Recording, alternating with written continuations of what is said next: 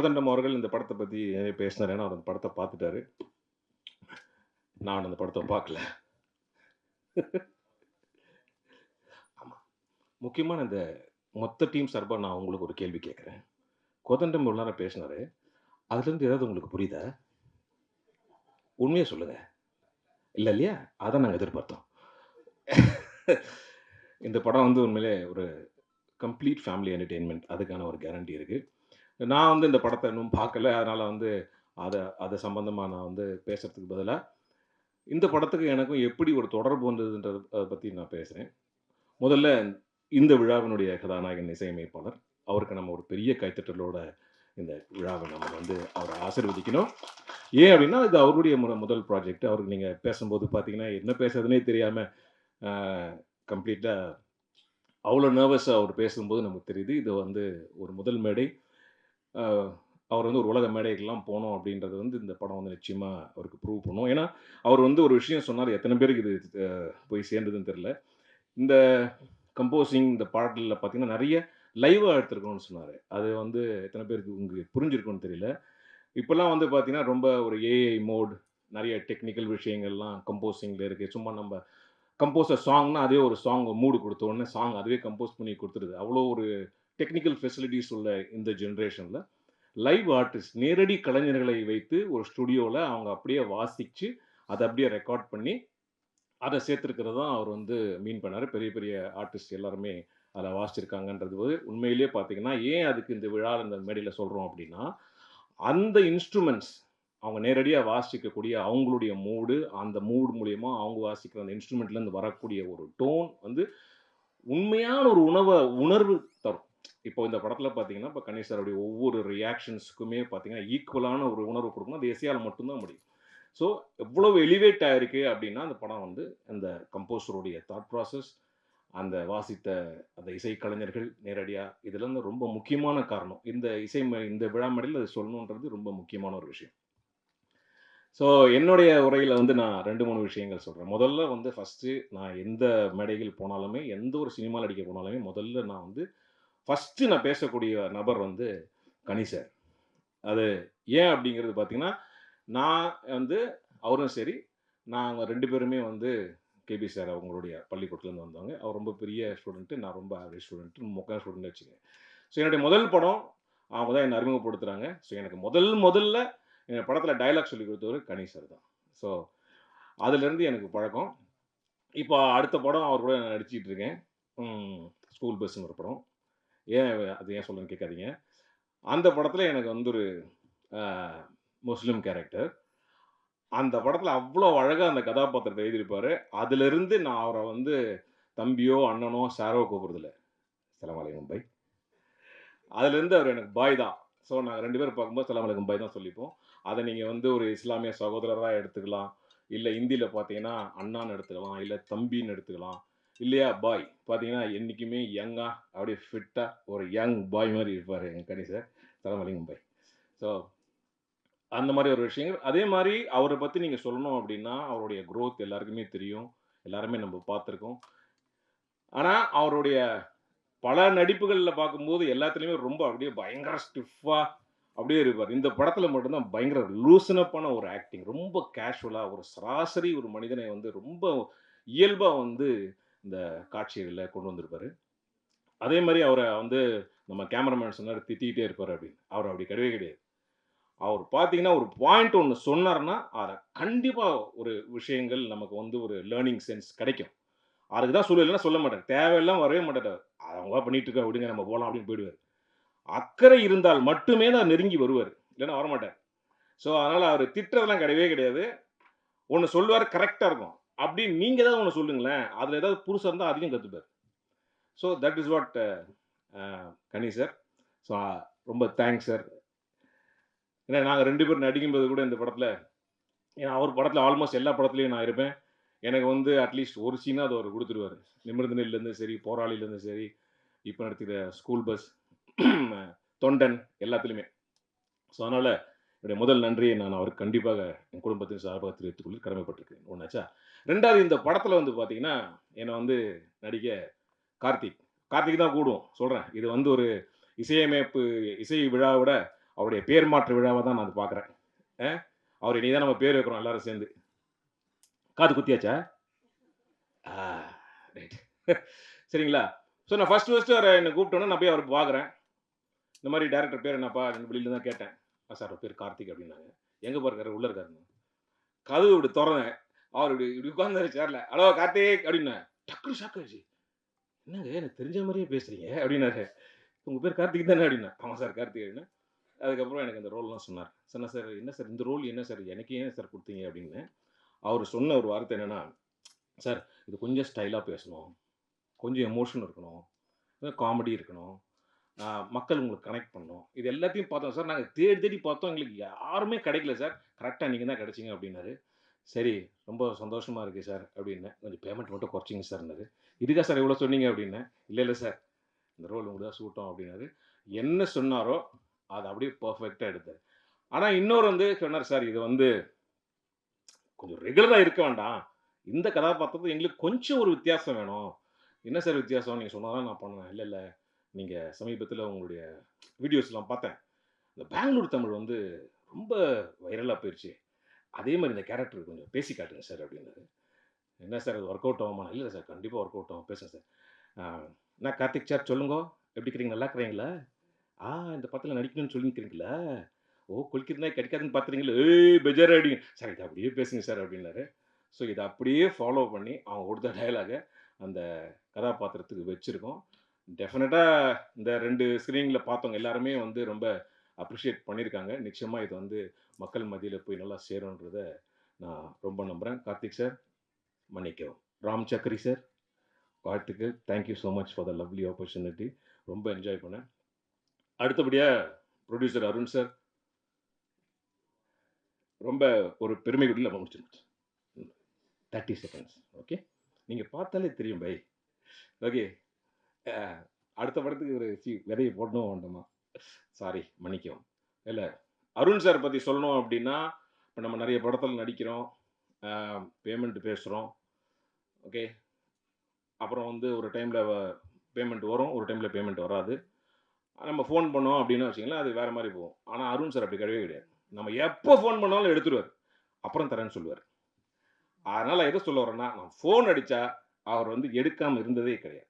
அதனால அவருக்கு என்னுடைய மனமார்ந்த நன்றி. இந்த படத்துல வந்து எனக்கு எந்த பேமெண்ட்டும் பெண்டிங் இல்ல. எல்லாம் கரெக்ட்டா செட்டில் ஆயிடுச்சு. அதுக்கு பெரிய வாழ்த்துக்கள். நிச்சயமா இந்த படம் வந்து ஒரு மிகப்பெரிய ஒரு ஃபேமிலி என்டர்டெய்னர் ஆகும். அதுவும் எங்களுக்கு கனி சாரெல்லாம் பார்க்கும்போது எங்களுக்கு வந்து எங்க ஃபேமிலில ஒருத்தர் மாரி தான். அதனால நிச்சயமா இந்த படம் வெற்றி பெறணும்னு இறைவனை நான் ரொம்ப பிரார்த்திக்கிறேன். இதுல இருக்கக்கூடிய நெறைய புதுமுகங்கள், டெக்னீஷியன்ஸ் எல்லாமே இருக்காங்க. எல்லாருக்கும் என்னோட மனமார்ந்த வாழ்த்துக்கள். Lakshmi, Abhinaya, to all of you உட்காந்துட்டேங்க. இன்னொரு வாட்டி படம் பார்க்கணுமா உனக்கு? ஸோ எல்லாருக்கும் என்னுடைய மனமார்ந்த வாழ்த்துக்கள். கேமராமேன் சரி, அ எடிட்டர், மியூசிஷியன் ராமராஜன் சார் எல்லாருக்கும் என்னுடைய மனமார்ந்த வாழ்த்துக்கள். ப்ளீஸ் நல்ல ஒரு பாசிட்டிவ் ஃபீட்பேக் குடுங்க. ஏன்னா, இப்போ வந்து இன்னைக்கு இருக்கிற ஒரு காலகட்டத்தில சொன்ன மாரி, தியேட்டருக்கு மக்கள் வரமாட்றாங்க, வரமாட்றாங்க, தியேட்டருக்கு வரமாட்றாங்க அப்படின்ற ஒரு பொய்யான போக்கு போயிட்டே இருக்கு.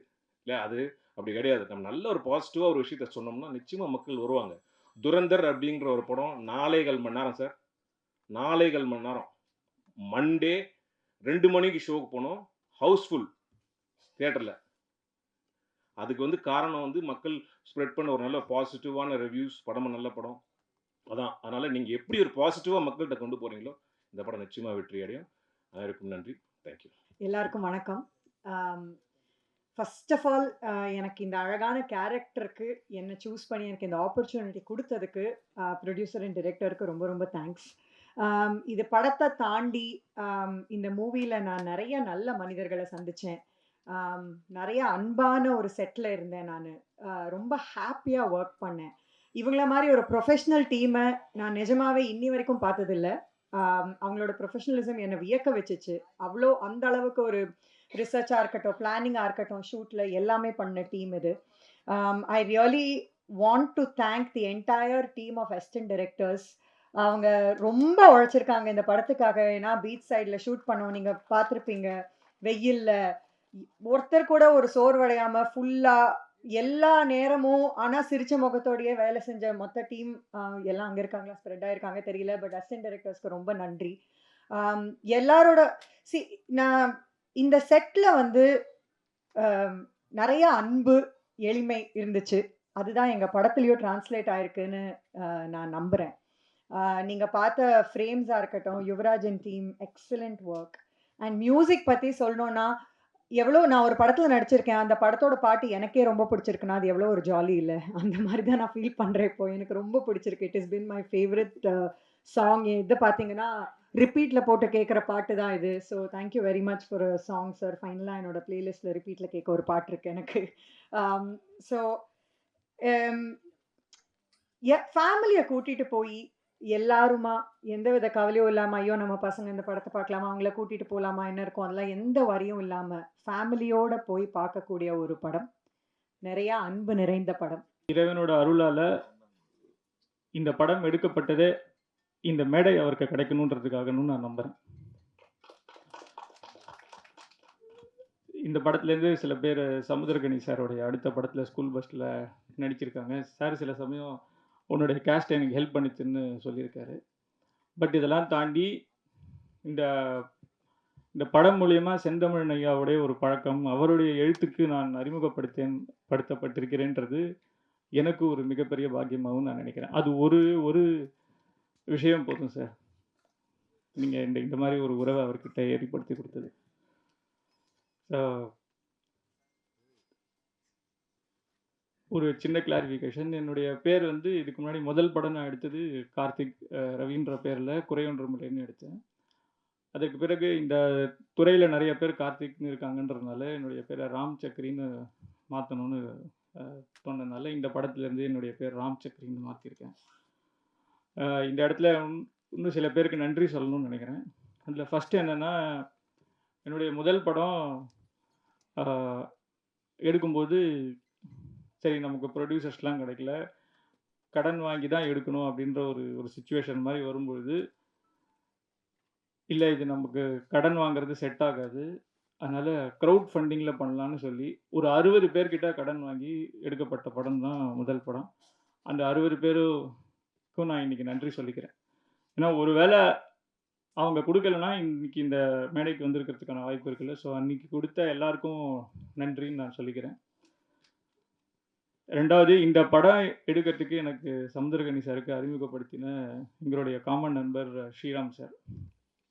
அவர் வந்து எனக்கு அறிமுகப்படுத்தினதுக்கு அவருக்கு ஒரு மிகப்பெரிய நன்றியை நான் சொல்லணும்.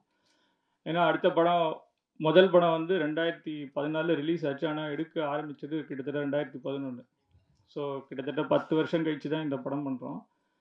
இதுக்கு நடுவில் ஸ்கிரிப்ட்ஸ்லாம் எங்கேயும் எல்லாருக்கிட்டையும் போய் சொல்கிறோம் கிடைக்கல அப்படின்னும்போது ஸ்ரீராம் சார்கிட்ட சொல்லும்போது அவர் சொன்னார், சமுத்திரக்கனி சார்கிட்ட ஸ்கிரிப்டை அனுப்ப முடியும், அவ்வளோதான் என்னால் பண்ண முடியும், அவர் பண்ணுன்னெலாம் சொல்ல முடியாது, பிடிச்சிருந்தா பண்ணுவார்னு சொன்னார். நான் எனக்கு என்னென்னா எல்லாருக்கிட்டையும் கொடுத்து அவங்க வாங்கி வச்சுப்பாங்க, அப்புறம் படிக்க மாட்டாங்க.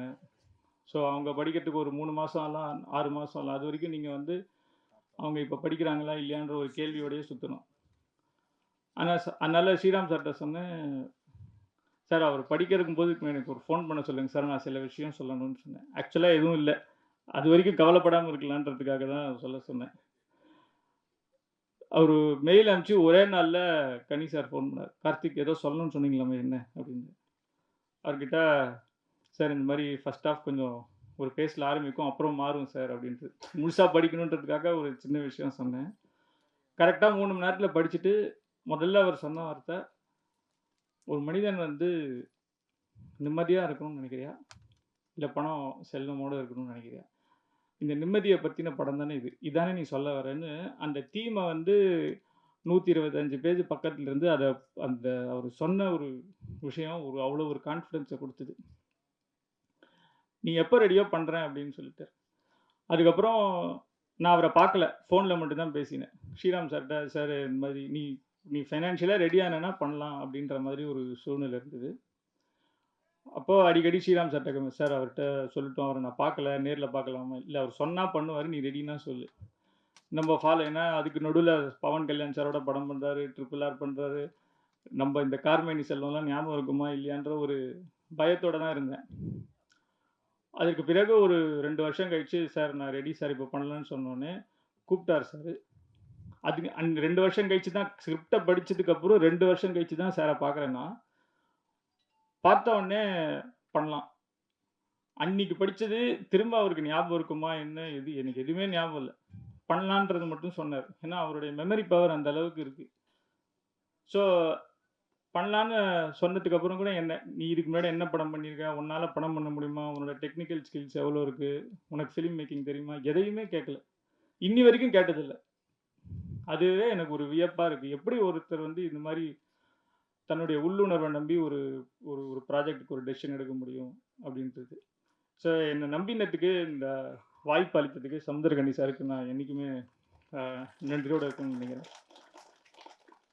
அதே மாரி இந்த படத்துக்கு இன்வெஸ்டர் மிஸ்டர் வேணுகோபாலுக்கு என்னுடைய மனமார்ந்த நன்றிகள்.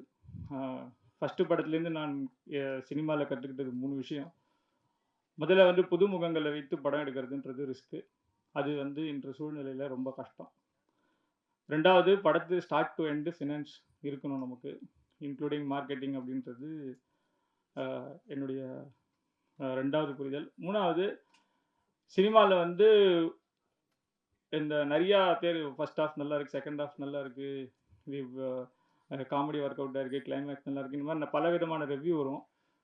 ஆனா, படம் நல்லா இருக்கு அப்படின்றதுக்கு மட்டும் தான் வந்து வணிக ரீதியா வெற்றி அடையும். ஸோ, நம்ம எவ்ரி ஃப்ரேம்லயும், எவ்ரி செகண்டும், எவ்ரி ஆப்பர்ச்சுனிட்டில அத பெட்டரா பண்றதுக்கான முயற்சியில இருந்தால் மட்டும் தான் இந்த இந்த பிசினஸ்ல சர்வை பண்ண முடியுன்றது தான் என்னுடைய ஃபர்ஸ்ட் படத்துலேருந்து எனக்கு கிடைச்ச மிகப்பெரிய புரிதல்.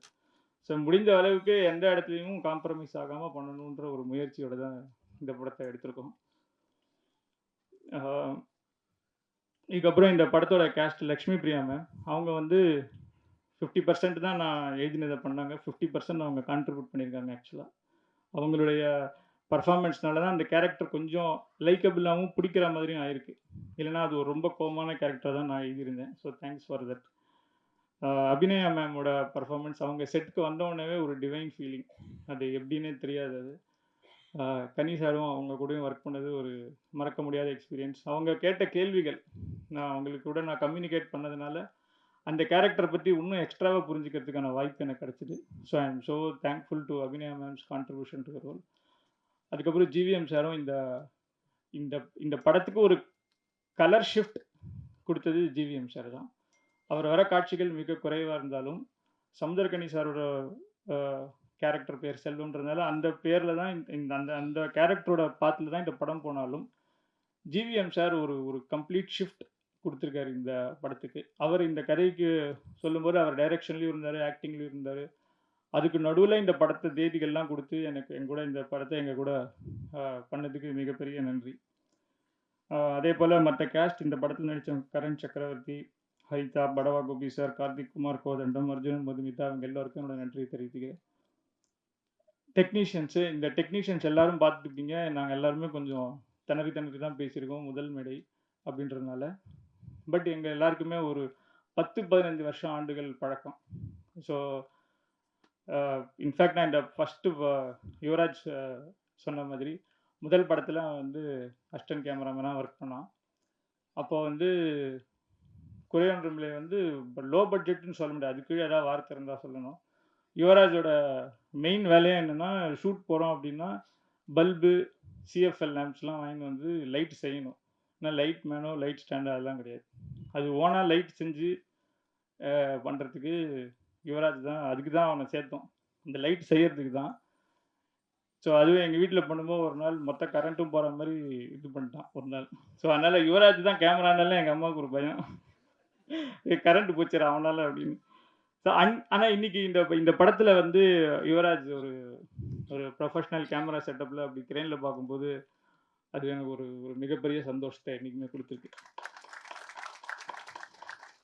இப்போ ராமானுக்கும் எனக்கும் முதல் படம் குறையொன்றுமில்லைக்கும் அவர் தான் மியூசிக்கு. அவர் வந்து இந்த படத்துல வந்து நீங்க என்ன விதமான மியூசிக் கேட்டாலும் குடுப்பாரு. வெஸ்டர்ன் கிளாசிக்கல்லேருந்து இந்தியன் கிளாசிக்கல் வரைக்கும் அவரோட ஷிஃப்ட் ஆஃப் ஜானர்ஸ் வந்து இந்த படத்துக்கு இன்னொரு ஷிஃப்ட்ட குடுத்துருக்கு. இந்த படத்துக்கு ஒரு புது லுக்க குடுத்துருக்கு. இதுல வந்து மியூசிக் ஆஸ் சர்வீஸ்ன்றத அதையும் நான் கிளாரிஃபை பண்ணிக்கிறேன். இது மெயினா இது பண்ணறதுக்கான காரணம் என்னன்னா, ஒரு ஒரு ஒரு படைப்புல வந்து ஒரு கொலாபரேட்டிவ் எஃபோர்ட் தான். யாருமே இத நான் பண்ணேன்னு சொல்ல முடியாது. ஏன்னா, இதுல எத்தன டயலாக் கனி சார் அவருடைய ஓன் டயலாக் வந்திருக்கு, ரியாக்ஷன்ஸ் வந்திருக்கு, சஜஷன்ஸ் வந்திருக்கு. அது மாரி ஒவ்வொருத்தரோட கான்ட்ரிபியூஷன் இருக்கு. அதேபோல இசையில வந்து நமக்கு தெரிஞ்சது வந்து lyric writer, singer, music director. But ஆனால் sound engineer, sound mixer, music அரேஞ்ச்மெண்ட்ஸ்னு பல பேருடைய பங்களிப்பு இருக்குது. ஸோ இந்த படம் மூலியமா என்ன பண்ணுறோன்னா, ப்ரொடியூசர்ஸ்க்கு மியூசிக் ஆஸ் சர்வீஸ்ன்றது மூலியமா இதுலேருந்து வரக்கூடிய ரெவென்யூவை இந்த பாடல்களை உருவாக்கக்கூடிய அனைத்து விதமான டெக்னீஷியன்ஸ்க்கும் லேட்டரில் வந்து அந்த ரெவென்யூவை ஷேர் பண்ணணுன்றது தான் இந்த மாடல். ஸோ இது ஃபஸ்ட் டைமாக ட்ரை பண்ணுறோம், இப்போ தான் ஆரம்பிச்சிருக்கோம். ஸோ இதோட ரெவென்யூ என்ன, இது இப்போ ஒரு எக்ஸாம்பிளுக்கு ஒரு 10 டெக்னீஷியன்ஸ் இருக்காங்கன்னா, இவருக்கு ஒரு 5 பாயிண்ட், இவருக்கு ஒரு 6 பாயிண்ட், 7 பாயிண்ட்னு ஒரு 100 பாயிண்ட் இருக்குன்னா, எவ்வளோ ஒரு பாடலுக்கு அந்த ரெவென்யூ வருதோ அதை அவங்களுடைய கான்ட்ரிபியூஷனுக்கு ஏற்ற மாதிரி பர்சன்டேஜை மாற்றி கொடுக்கணுன்றது தான் இந்த ஐடியா. ஸோ அவருடைய பேரை அவர் போட்டுக்கிறதுக்கு விரும்பலை, ஏன்னா எல்லா இடத்துலையும் எல்லாருடைய சஜஷன்ஸ் இருக்குது அப்படின்றதுனால இது ஒரு அவருடைய கம்பெனி நேமாக அவர் இருக்கணும் அப்படின்றது தான் அவருடைய விருப்பம். அதனால இதை அந்த பேரை வச்சுருக்கோம். Music as service by Music Cloud Studio Technologies. Ramanujan MK, thank you. So அதே மாதிரி லிரிக் ரைட்டர் இவங்க இந்த உமாதேவி மேடம் என்னையே நீங்கி போனான்ற பாட்டை எழுதியிருக்காங்க. மணி அமுதவண்ணன் வந்து அடடா, குரு, அப்புறம் இந்த 2 பாடல்களையும் எழுதியிருக்காரு. இந்த எல்லா லிரிக் ரைட்டர்ஸுமே வந்து இந்த படத்துடைய முழு ஸ்கிரிப்டை படிச்சுட்டு அதுக்கப்புறம் அந்த கேரக்டருக்கும் அந்த சுச்சுவேஷனுக்கும் எழுதினது. நீங்கள் அந்த பாடல்களை தனியாக கேட்கும்போது உங்களுக்கு அந்த பெயின் ஃபீல் ஆகும். Choreographer, thank you. அவர்கிட்ட கேட்ட ஒரே ரிக்வெஸ்ட்டு, கனி சார் எங்கள் எப்படியாவது டான்ஸ் ஆட வைக்கணும் அப்படின்றது. அது பண்ணி கொடுத்தாரு, அதுவும் சிங்கிள் ஷாட்டில். அதுக்கு மிகப்பெரிய நன்றி.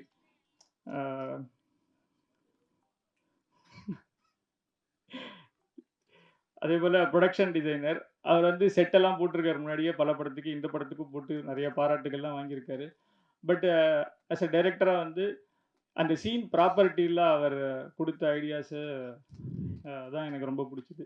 இங்கே போட்ட செட்டு நல்லா இருந்தது, பட் அதை தாண்டி ஒரு உண்டி வேணும், இல்லைன்னா வந்து அவர் சேமிக்கிறதுக்கு ஷார்ஜாவில் சேமித்தா எப்படி இருக்கும், இல்லை அவரோட பட்டம் எப்படி இருக்கணும், அவருடைய சைக்கிள் எப்படி இருக்கணும், இந்த மாதிரியான விஷயங்களுக்கு அவர் ஒரு கூலிங் கிளாஸ், எல்லா விஷயத்துலையும் அவருடைய செலெக்ஷனும் அதை அவர் மெயின்டைன் பண்ணி அது ஒரு கேரக்டராக அந்த படத்தில் வந்திருக்குன்றதுக்கு என்னுடைய மிகப்பெரிய நன்றியை தெரிவித்துக்கிறேன்.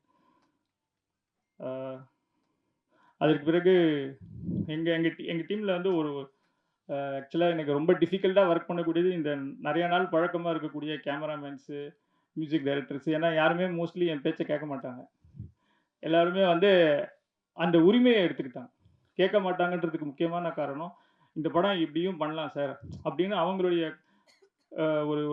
நான் ஒரு இடத்துல நின்றா கூட 2 ஸ்டெப் முன்னாடி போய், சார் இப்படி ஒன்று பண்ணலான்ற ஒரு பர்ஸ்பெக்டிவும் ஒரு ஆங்கிளையும் எனக்கு பல இடங்களில் காட்டியிருக்காங்க.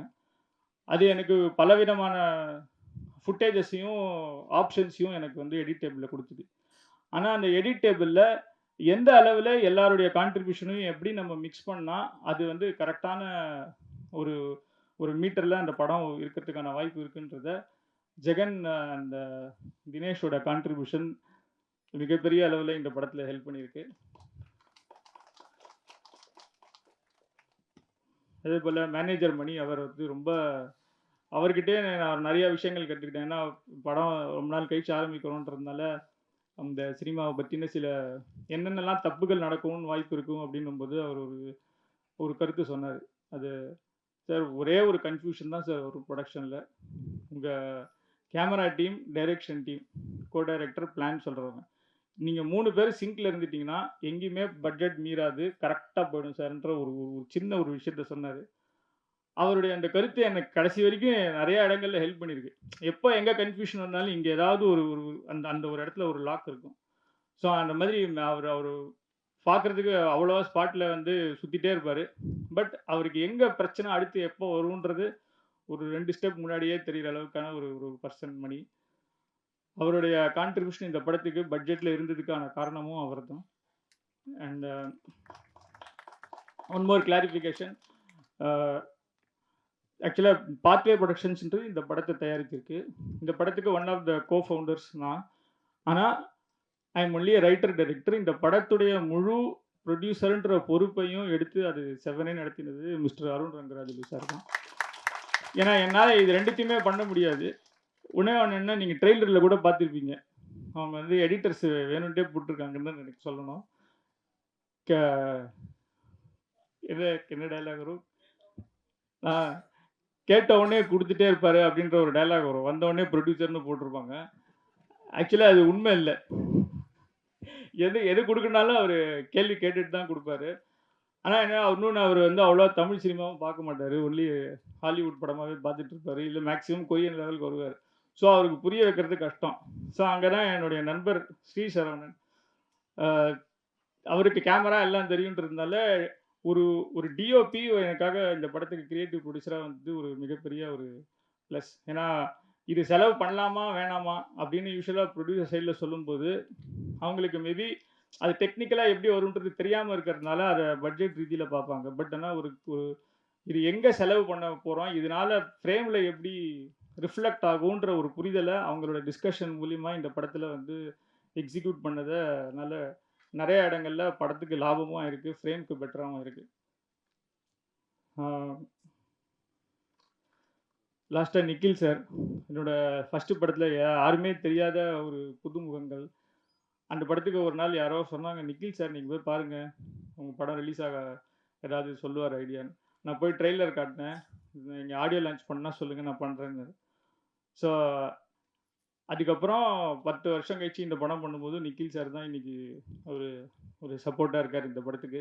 அவருக்கு என்னுடைய மனமார்ந்த நன்றிகள். ஸோ யார் என்ன என்ன லெவல்ல இருந்தாலும் அந்த அந்த ரிசப்ஷன் அவர்கிட்ட ஒரே மாரி தான் இருக்குன்றது தான் எனக்கு ரொம்ப ஆச்சரியமான விஷயம்.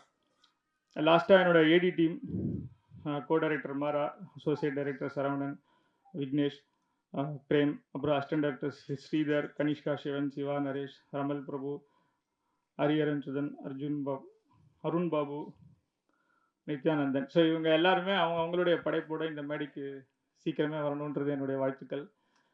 கடைசியா ஒரே ஒரு வேண்டுகோள் இறைவனிடம் எனக்கு என்னன்னா, இந்த படத்த பார்ப்பவர்களுக்கும், இந்த படத்தோட ஏதாவது ஒரு விதத்தில் தொடர்புடையவர்கள் எல்லாருக்கும், ஏதோ ஒரு விதத்துல நம்ம ஒரு ஒரு ஒரு சின்னதா ஒரு கடனோ, இல்ல ஏதோ ஒரு இஎம்ஐயோ ஏதோ ஒரு காரணத்தினால, நம்ப ஆக்சுவலா என்ன பண்ணணும்னு நெனைக்கிறோமோ, அத பண்ண முடியாத ஒரு சூழ்நிலையில மாட்டியிருப்போம். அத நம்ம என்ன பண்ணணும்னு நெனைக்கிறத அடமானம் வச்சு தான் அந்த கடன் வாங்கியிருக்கோம். வெறும வந்து அ உங்க பே ஸ்லிப்ப பார்த்து யாரும் கடன் குடுக்குறதில்ல. நீங்க இன்னைக்கு நம்ம வாங்குற எல்லா கடனுக்கும், வேற ஏதோ ஒரு விதத்திலயோ குடும்பம் மூலியமாவோ, இல்ல நான் பண்ண வேண்டிய விஷயத்த பண்ண முடியாம இருக்க காரணத்தினால தான் இந்த ஒரு ஒரு சூழல்ல சிக்கியிருக்கோம். இந்த சூழல்ல சிக்கியிருக்கிற அனைவர்களுக்கும் ஒரு ஒரு நிரந்தரமான ஒரு ஒரு நிறைவான வாழ்க்கை கிடைக்கணும். இதுலேருந்து வெளில வரணும்ன்று நான் இந்த இறைவனை பிரார்த்திக்கிறேன்.